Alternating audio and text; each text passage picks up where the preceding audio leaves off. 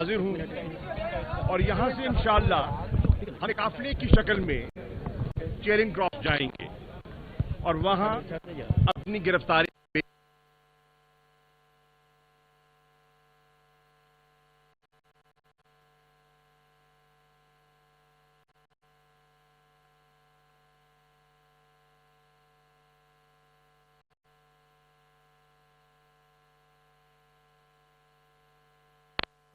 راولپنڈی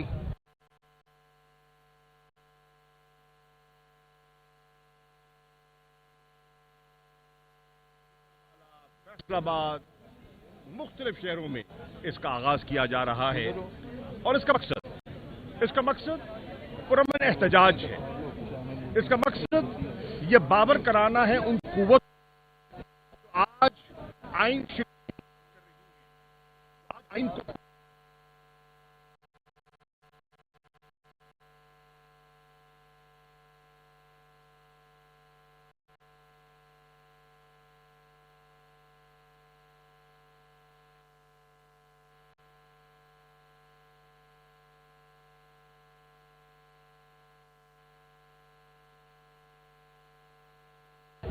تضحیک آمیز گفتگو کی. الیکٹڈ پریزیڈنٹ آف پاکستان جو پاکستان کی ریاست کی نمائندگی کرتے ہیں, جو سپریم کمانڈر ہیں, ان کے خلاف قراردادیں پیش کرنے کی کوشش کی. قابل افسوس بات ہے کہ ہم اتنے گر گئے ہیں کہ ہم نے سب روایات کو پامال کر دیا ہے. صدر نے کوئی غیر آئینی بات نہیں کی. 90 روز کے اندر انتخابات کروانا اسمبلی کی تحلیل کے بعد ایک آئینی ذمہ داری ہے, اور اگر کوئی فرد یا کوئی ادارہ اس کردار میں رکاوٹ بن رہا ہے یا اپنا آئینی کردار ادا نہیں کر رہا تو صدر نے انہیں آگاہ کیا ہے, اپنے خطوط کے ذریعے, گفت و شنید کے ذریعے انہیں آگاہ کیا ہے, ان کو ان کی ذمہ داری کا احساس دلوایا ہے. ہم اس آئینی ذمہ داری کو آگے نبھانے کے لیے ہم جو بنیادی حقوق عام شہریوں کے پامال ہو رہے ہیں, خاص طور پر تحریک انصاف کی لیڈرشپ کے ساتھ جو رویہ برتا گیا ہے, جو ہمارے کارکنان پر, ہمارے قائدین پر جو ناجائز اور جھوٹے اور من گھڑت پرچے کیے گئے ہیں, ان کو ہراساں کیا گیا ہے, ان کو تشدد کا نشانہ بنایا گیا ہے, ان کو پابند سلاسل کیا گیا ہے, ہم اس کے خلاف اپنا پرامن احتجاج ریکارڈ کروا رہے ہیں. اور یہ بر صغیر کی تاریخ ہے. آپ دیکھیں جتنی پولیٹیکل موومنٹس ہوئی ہیں اس میں جیل بھرو تحریک اس کا ایک حصہ مختلف ادوار میں رہی ہے. ہم نے یہ راستہ اس لیے چنا ہے کہ ہم ملک میں افراتفری نہیں چاہتے.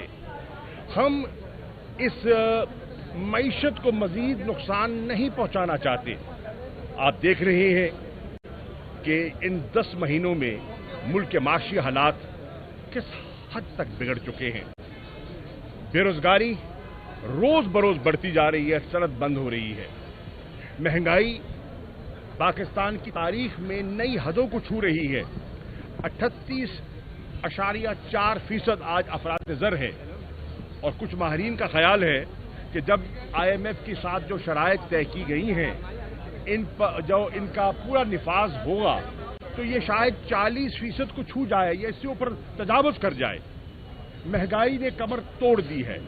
آٹے کی لائنیں ہیں, کسان کو یوریا کھاد نہیں مل رہی, گھی کی قیمت میں 80 روپے کلو اضافہ ہوا ہے. روزمرہ کی اشیاء عام شہری کی پہنچ سے باہر ہو چکی ہیں. روپیہ دن بدن گرتا جا رہا ہے, اور آپ دیکھ رہے ہیں ڈالر دستیاب نہیں ہے, LCs کھل رہے نہیں ہیں, سرمایہ کاری ہو نہیں رہی, ملک کا تاجر پریشان ہے. 1% جنرل سیلز ٹیکس میں اضافہ کر دیا گیا ہے. لوگوں کی قوت خرید پہلے ہی متاثر ہو چکی ہے, اس میں مزید ان کی مشکلات میں اضافہ کیا جا رہا ہے. ان حالات میں تحریک انصاف کے قائدین, کارکنان اور آفس بیررز لا تعلق نہیں ہو سکتے، عوام سے لا تعلق نہیں ہو سکتے، ہم خاموش نہیں رہ سکتے، اس لیے ہم نے جیل بھرو تحریک کا فیصلہ کیا ہے اور انشاءاللہ پرامن رہیں گے۔ میں آج پنجاب کی نگران حکومت سے یہ سوال کرنے آیا ہوں اپنے آفس میں کہ مجھے بتائیے، ایک طرف صدر صاحب کہہ رہے ہیں انتخابات کی تیاری کی جائے اور دوسری طرف آپ دفعہ 144 کا نفاذ کر رہے ہیں، کیوں؟ آپ کو گھبراہٹ کس بات کی ہے؟ ہم نے جب کہا ہے ہم نے نقص امن کا کوئی ارادہ نہیں ہے، ہم نے کوئی توڑ پھوڑ نہیں کرنی، کوئی گراؤ جھڑاؤ کی ہماری سیاست نہیں ہے، تو آپ کس قسم کا یہ تاثر پھیلا رہے ہیں؟ الیکشن آپ نہیں کروانے دیتے، آزاد میڈیا پر قدغنیں آپ لگانا چاہتے ہیں، بنیادی حقوق سلب آپ کرنا چاہتے ہیں، پولیٹیکل ایکٹیویٹی کے راستے میں رکاوٹ آپ بن رہے ہیں، آئین کے راستے میں رکاوٹ آپ بن رہے ہیں، عدلیہ پر اور مختلف عدلیہ پر جو حملہ مسلم لیگ نون کی قیادت نے کیا ہے وہ انپریسیڈنٹڈ ہے۔ میری مؤدبانہ گزارش ہوگی لیگل فٹرنیٹی سے، بار روم سے، بار کاؤنسل سے کہ انہیں خاموش نہیں رہنا چاہیے، انہیں اپنا کردار ادا کرنا چاہیے، ان پر ایک ذمہ داری عائد ہوتی ہے۔ ایک ادارے کو دھمکایا جا رہا ہے، ڈرایا جا رہا ہے اور ان کے راستے میں رکاوٹ ڈالی جا رہی ہے، موزز ججز کی پگڑیاں اچھالی جا رہی ہیں، یہ مناسب نہیں ہے۔ ان حالات میں میں سمجھتا ہوں خاموش رہنا جو ہے وہ محب وطن پاکستانی کے لیے، چاہے وہ پاکستان میں ہے یا اوورسیز پاکستانی ہیں جن کے زر مبادلہ سے ملک چلتا ہے، یہ مناسب نہیں ہوگا۔ چنانچہ ہم نے آج آغاز کا فیصلہ کیا۔ اچھا شاہد صاحب، یہ فرمائیے گا کہ آپ کو چیئرمین، آپ کو نیب آفس کی جانب سے، نیب کی جانب سے جو ہے وہ نوٹس جاری کیے گئے ہیں اور چیئرمین نیب نے اس بات کہا کہ کیا وجہ ہے؟ پہلی بات تو یہ ہے کہ چیئرمین نیب کو تعینات کس نے کیا؟ موجودہ حکمرانوں نے کیا۔ وہ پچھلے 8 ماہ سے اپنی ذمہ داریاں نبھا رہے تھے۔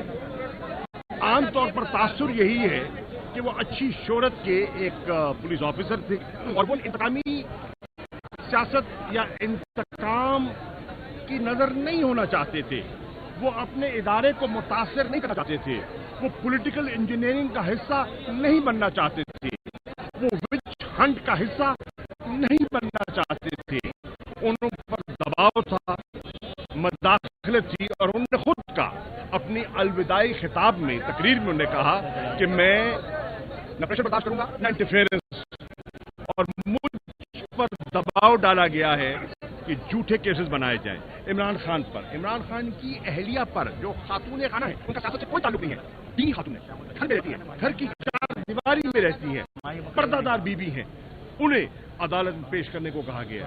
مجھے 40 سال ہو گئے مجھے عملی سیاست میں، 1983 میں قدم رکھا، 2023 سے 40 سال کا میرا عملی سیاسی ریکارڈ، میری دیانت امانت کا ریکارڈ عوام کے سامنے ہے، میرے حلقے کے لوگوں کے سامنے ہے، میرے ضلع کے لوگوں کے سامنے ہے۔ میں پنجاب کی نمائندگی کرتا رہا ہوں، میں یہاں وزیر خزانہ رہا ہوں پنجاب کا، میں پاکستان کا وزیر خارجہ رہا ہوں، میرا ریکارڈ عوام کے سامنے ہے۔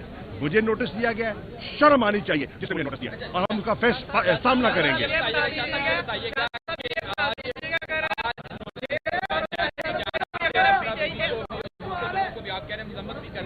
اسی طرح جب آپ کا دورہ حکومت تھا تو جہانگیر ترین ان کی بیٹی کو اور ان کی وائف پر دیکھیے میں اس کا جواب دیتا ہوں۔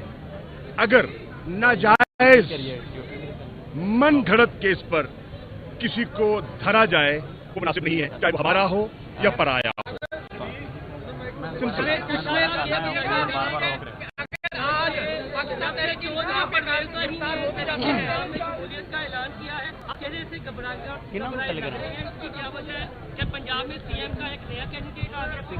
پہلی بات تو یہ ہے میرا چہرہ تو گھبرایا بھی نہیں ہے، آپ پریشان دکھائی دے رہے ہیں،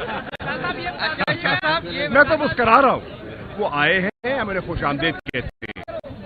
اچھا صاحب یہ بتائیں کہ ایک تو آج پہلی گرفتاری شاہ محمود قریشی دے گا اور دوسرا یہ بتائیں جب آپ کے دور میں کیس بنتے رہے کیا وہ غلط تھی؟ آج ان کی مذمت کرتے ہیں جو یار دیکھیے میں پہلے کہہ چکا ہوں، پولیٹیکل انجینئرنگ اور وچ ہنٹ ہمارا نہ ارادہ تھا نہ ارادہ ہے. جو کیسز پچھلے پی ڈی ایم کے حضرات جن کا سامنا کرتے رہے, آپ دیکھیں کہ وہ ہمارے بنائے ہوئے نہیں تھے.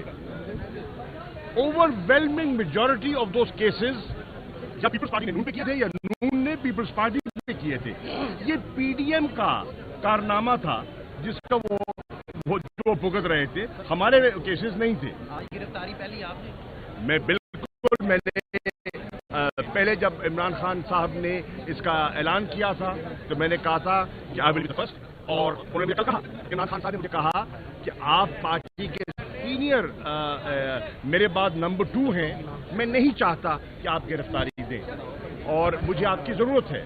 مجھے ان کے احساسات کا احترام ہے, اور وہ بھی باوجہ کہہ رہے ہیں, بلا وجہ نہیں کہہ رہے تھے. لیکن میں نے فیصلہ کیا کہ میں ایک روایت سیٹ کروں گا کہ کارکن نہیں, پارٹی کے سینئر لوگ اپنے آپ کو پہلے پیش کریں. یہ بتائیے گا کل پرویز الہی کو جب پارٹی میں صدر بنایا گیا ہے مرکزی, تو کیا بیچ میں